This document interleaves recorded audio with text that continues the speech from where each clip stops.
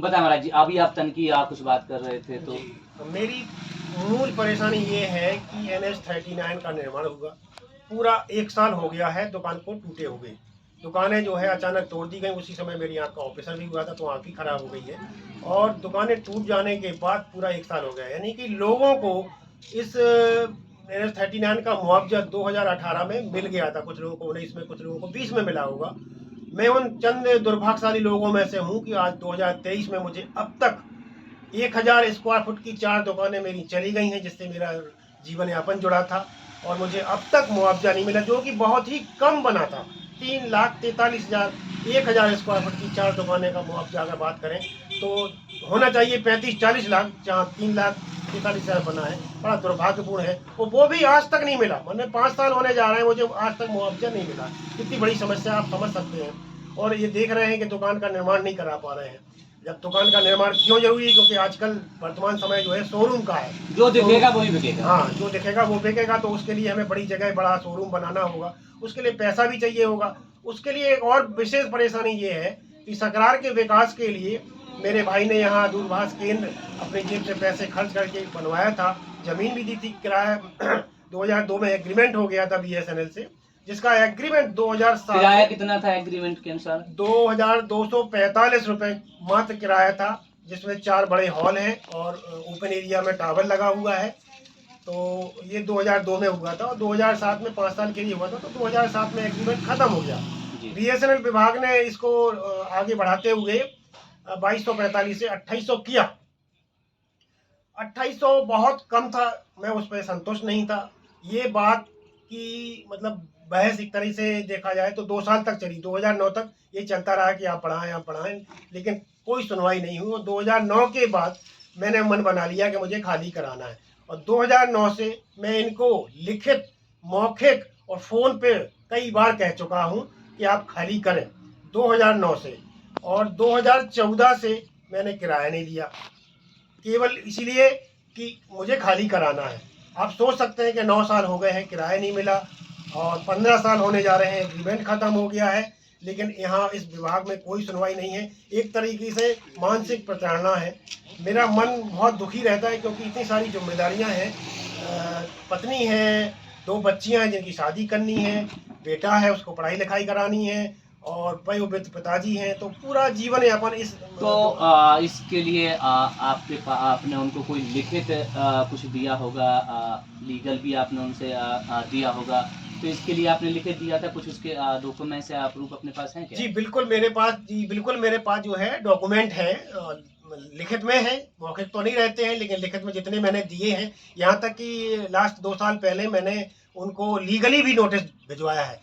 कोई जवाब नहीं है। जवाब में उन्होंने अभी किराए के लिए जरूर बोल दिया है, लेकिन किराया क्या, अब तो मुझे खाली कराना है, क्योंकि मैं दुकान अगर बना नहीं पाऊंगा तो मेरा तो जीवन यापन ही खत्म हो जाएगा। रोजी रोटी की समस्या सबसे बड़ी समस्या आ गई मेरे जीवन में। तो रोजी रोटी की समस्या, ये तो सही बात है कि अगर बना नहीं पाएंगे तो होगा कैसे। अभी हम आपको दिखा रहे हैं जो इन्होंने वहाँ BSNL वालों ऑफिस को भेजा है, जो डॉक्यूमेंट्स भेजे हैं।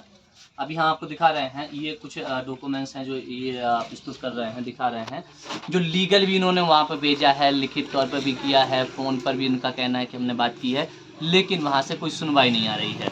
अब एक व्यक्ति परेशान है, उसके लिए क्या होना चाहिए, दिखाइए। आप सबसे पहले मेरी दुकान का नक्शा देखिए, कितना बड़ा ये पुराना है, देख लीजिए, फुल स्क्रीन करके लीजिए इसे।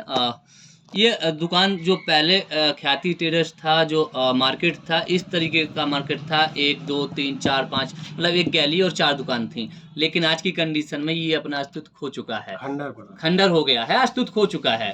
तो आप देख सकते हैं। अब बाकी आपको हम दिखा रहे हैं, इन्होंने जो लिखित दी है उनके भी आपको डॉक्यूमेंट्स दिखाएंगे।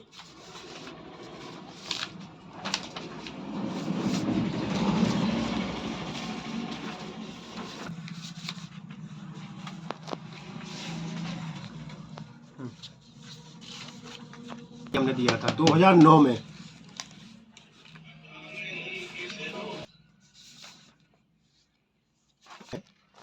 हाँ हाँ हाँ,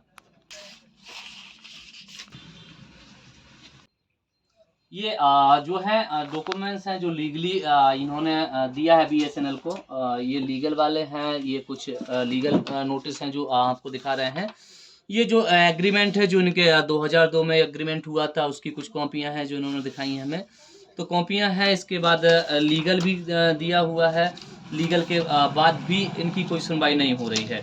तो अब ये सवाल बनता है यहाँ पे कि इतना सब होने के बाद जब व्यक्ति परेशान है, रोजी रोटी के लिए परेशान है, अपने धंधे के लिए परेशान है, और फिर भी कोई सुनवाई नहीं हो रही है। पिछले 9 साल से इनको किराया नहीं दिया गया। अब वो किराया लेने के लिए, क्योंकि वो किराया इसलिए नहीं लेना चाहते हैं क्योंकि जो किराया दिया जाता है वो ना के बराबर है। आज के समय में 4000 5000 का किराया मिलना कोई बड़ी बात नहीं है, क्योंकि 4 दुकानें जो थी वो पूर्ण रूप से टूट चुकी हैं। NHI गिरा, रोड डला, तो पहली बात तो मार्केट ही खत्म हो गया। मार्केट जो पहले आपको कुछ तस्वीरें पुरानी दिखाई हैं हमने, पुरानी तस्वीरें आप देख सकते हैं मार्केट, अब वो मार्केट जो है मिट चुका है, खंडर एक तरह से हो चुका है। खंडर होने के बाद अब ये दुकान का दोबारा से निर्माण कराना चाहते हैं, लेकिन निर्माण कराने में समस्या सबसे बड़ी टावर आ रहा है। BSNL का जो टावर यहाँ पे लगा हुआ है वो समस्या आ रहा है। अब ये खाली करवाना चाहते हैं, लेकिन BSNL के जो अधिकारी है, प्रशासन है, इस पर कोई कार्रवाई नहीं कर रहा है। ना तो वो खाली कर रहा है, ना ही एग्रीमेंट के लिए तैयार हुआ है। एग्रीमेंट के लिए हुआ भी तैयार है, लेकिन अब इनका मन एग्रीमेंट का नहीं है। तो इसके लिए अब BSNL वालों के जो अधिकारी हैं वो यहाँ आए, इनसे बातचीत करें, जो भी समस्या हल करें, क्योंकि किसी गरीब को, किसी व्यक्ति को परेशान करना या परेशान हो जाए या दुखी रहे तो ये ठीक नहीं होता है। आइए कुछ और बात करते हैं, उनके बारे में कुछ और जानने की कोशिश करते हैं। बताएं। सबसे पहले तो मैं आपको बताना चाहूँगा कि मैं भारत का नागरिक हूँ। इस बात का मुझे गर्व होता है कि मैं भारत का नागरिक हूँ। और मैं सबसे बात अपनी जो कहना चाह रहा हूँ आज के प्रशासन के लिए, आज की शासन के लिए, दो वंदे भारत माँ के मोदी योगी कहलाते हैं। डबल इंजन की ताकत से भारत को आगे बढ़ाते हैं। तो मैं कहना चाहता हूं कि लोग जो कहते हैं ना कि अंधभक्त हैं, तो मुझे मोदी योगी का अंधभक्त कहलाने में गर्व महसूस होता है। मैं प्रशासन में पूरी आस्था रखता हूं, बावजूद इसके कि मैं आज बहुत परेशान हूं। अगर मैं कहूं कि मतलब मैं आज निवेदन करना चाहता हूं इस चैनल के माध्यम से BSNL के महाप्रबंधक और जितने भी मुख्य महाप्रबंधक लखनऊ में बैठे हैं, या हमारे जिलाधिकारी महोदय, उप जिलाधिकारी महोदय, हमारे विधायिका और हमारे सांसद जी, सभी से मैं अनुरोध करता हूं कि मेरी समस्याओं का समाधान करें और मुझे न्याय दें, क्योंकि मैं बहुत परेशान हूं। जीवन यापन ही जब रुक जाता आदमी का, तो देखते हैं आपके कई लोग सुसाइड कर लेते हैं। एक आम आदमी, एक अच्छा इंसान अगर सुसाइड कर ले तो फिर बाद में दुनिया भर का आप कुछ भी करें, उसका कोई अर्थ नहीं निकलता है। नहीं निकलता। समय रहते जाग जाना चाहिए। आप समझ सकते हैं कि मैं एक अंतर्मुखी स्वभाव का व्यक्ति हूं। मैं अपनी समस्या सभी से नहीं कह सकता हूं। आज मुझे खुशी है कि ये चैनल के माध्यम से मुझे जानने समझने आए, मुझे अच्छा लगा। मैं बहुत बहुत धन्यवाद देता हूं बुंदेली प्रेस वार्ता के माध्यम से चैनल को और उनके कार्यकर्ताओं को, अधिकारियों को, समस्त मीडिया का हार्दिक आभार करता हूँ। जी तो आप देख सकते हैं, क्योंकि जो यहाँ पर रविकांत प्यास जी हैं, अच्छे स्वभाव के व्यक्ति हैं, स्वभाव के धनी व्यक्ति कहलाते हैं, और इनका स्वभाव जो है लोगों से मिलनशील है, और सरकार में भी अपनी आस्था रखते हैं। कुछ कहना चाहते हैं, ये दोबारा से कुछ। जी मैं क्या कहूँ, मतलब इतना कह चुका हूँ मैं आपको कि मैं अंधभक्त हूँ अपनी इस मोदी योगी की सरकार के लिए, और बहुत ज़्यादा दुखी हूँ इस वक्त, क्योंकि जीवन यापन रुक गया है मेरा। मैं खंडहर में बैठे बैठे अकेले दिन भर सोचता हूँ कि बोर हो जाते हैं ना? एक ग्राहक नहीं आता है, एक व्यक्ति नहीं आता। मेरा बिजनेस 10% भी नहीं रह गया पूरे साल से। अब बता सकते हैं कि कैसे जीवन यापन चलेगा। बड़ी बच्ची मेरी, जिसकी शादी मुझे करनी है, पढ़ रही है, दूसरी बच्ची भी पढ़ रही है, बच्चा भी बड़ा हो रहा है, कितनी सारी व्यवस्थाएं जमानी होती हैं, और अब जीवन यापन रुक गया है। कहाँ से क्या करूँगा कुछ समझ में नहीं आता। जीवन ही अंधकार में दिख रहा है। जीवन ही अंधकार में दिख रहा है। तो ये आप जो बात थी, हम सकरार की बात कर रहे हैं, सकरार के मार्केट की बात कर रहे हैं, जो पूर्ण रूप से कह सकते हैं कि बिखर चुका है। कहीं से ग्राहक आने की कोई उम्मीद नहीं है, और ग्राहक कहाँ से आएगा जब दुकान दिखेगी नहीं, लोगों को मालूम नहीं होगा कि दुकान में क्या सामान है, क्या बेचा जा रहा है, तो लोग यहाँ पे आएंगे क्यों। तो सरकार से ही कहना चाहेंगे, हम अपने विधायक, जो यहाँ के विधायक, मऊरानीपुर विधायक यहाँ पे लगते हैं, विधायिका जी हैं, उनसे भी यही कहना चाहेंगे, जिला प्रशासन से कहना चाहेंगे, और यहाँ के जो भी BSNL के अधिकारी हैं उनसे भी यही कहना चाहेंगे कि समय रहते आप जाग जाइए। ऐसा ना हो कि कहीं कोई दुर्घटना या घटना हो जाए इसके बाद आप जागें तो कोई मतलब नहीं होता, क्योंकि भारत में तभी शासन जगता है, तभी प्रशासन जगता है जब कोई घटना होती है। तो उस घटना से पहले आपको जगना होगा और आपको काम करना होगा। आपको एक बात और बताते हैं कि जो महाराज जी हैं, रविकांत व्यास जी हैं, ये गाने का भी शौक रखते हैं, तो एक आपको थोड़ा सा कोशिश करेंगे। हालांकि माहौल ऐसा है, परेशान है, तो हो सकता है वो माहौल ना बने, लेकिन एक छोटा सा गीत आपको जरूर सुनवाएंगे आज। जी महाराज जी, थोड़ा सा ही। जी अब अपन प्रशासन के पास जा रहे हैं, कोशिश करेंगे। तो आप देख सकते हैं आंखें नम हो चुकी हैं, परेशान हैं। तो हम यही कहेंगे, आप प्लीज़ एक बार सरकार, एक बार इस रविकांत व्यास जी जो हैं यहाँ के, इनकी एक बार आप जरूर ध्यान दें।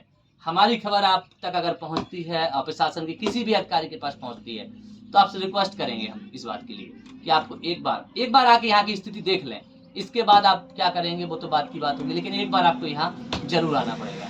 जरूर एक बार आके देखिएगा, आप यहाँ आके देखिए किस तरीके से सामने वाला परेशान है, किस तरीके से जीवन से संघर्ष कर रहा है। आप वैसे भी बताया भी है कि तन में भी बहुत समस्या हैं, बीमारियां हैं जो हैं, आँख में रोशनी है जो कम हो गई है, लिंग की प्रॉब्लम है, लिंग्स की जो प्रॉब्लम है वो भी प्रॉब्लम है, तमाम समस्याएं घर में, बेटी है, जवान बेटी है, बेटा है, वृद्ध पिताजी हैं, तो ये सारी चीज़ें हैं। तो एक बार आप आके जरूर देखिएगा। तो आप समझ सकते हैं कि जो आदमी की एक सुविधा होती है ना, एक ज़रूरत होती है, रोटी कपड़ा और मकान, इन्हीं चीज़ों से अगर आदमी वंचित हो जाए तो जीवन कैसे चलेगा। तो सरकार से आप निवेदन करना चाहेंगे और रिक्वेस्ट करना चाहेंगे कि एक बार आके यहाँ इनकी समस्या सुन लें, बात कर लें इनसे, जो भी इनकी समस्या है उसका निदान किया जाए। आदरणीय विधायक जी जो भी यहाँ के हैं, उनसे भी हम यही कहना चाहेंगे कि एक बार ज़रूर अपना जो प्रतिनिधिमंडल है, जो भी आपके सहयोगी कार्यकर्ता हैं, उनको एक बार यहाँ भेजें, या एक बार आप स्वयं यहाँ आ जाएँ और निपटारा करें। अच्छा लगेगा। आपकी क्षेत्र की जनता अगर परेशान है, तो आप कैसे सुख हो सकता है, आपको कैसे खुशी हो सकती है। तो एक बार ज़रूर देखें। कैमरामैन जितन के साथ दीपन ठाकुर की रिपोर्ट।